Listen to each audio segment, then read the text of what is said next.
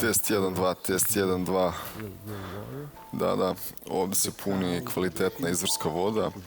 Sa leve strane domaće životinje su imale prilike da piju vodu, a sa desne strane ljudi su prali veš sa domaćim sapunima napravljenim od svinjske masti i pepela.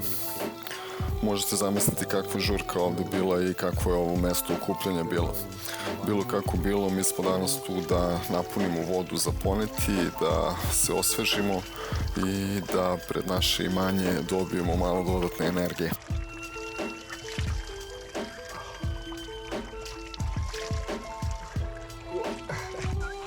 Čim sunce izađe, ekipica je spremna da se reši ostatka korova oko plastenika koji je navršio 3. godinu i najlon više ne može da izdrži, odnosno završio je svoj rok.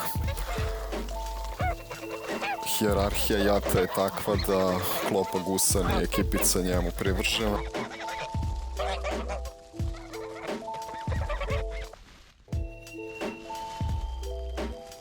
Za to vreme ja sam u plasteniku.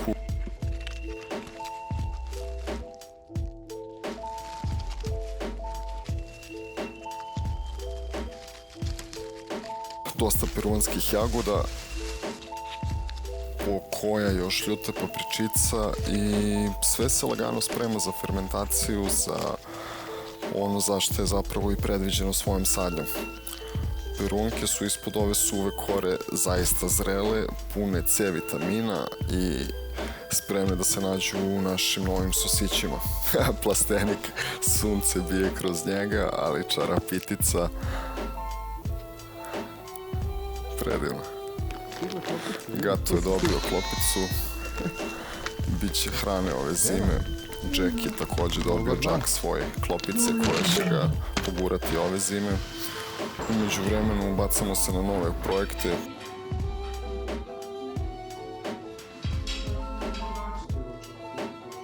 Kreiramo nešto najbolje moguće u možda čak i van uslova koji su, ali probat ćemo da oponašamo prirodu.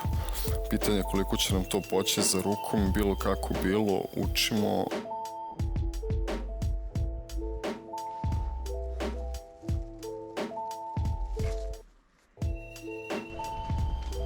Dosta smo trčali i polumaraton je savladan. A do tada umjesto gusaka lovimo labudove i uživamo.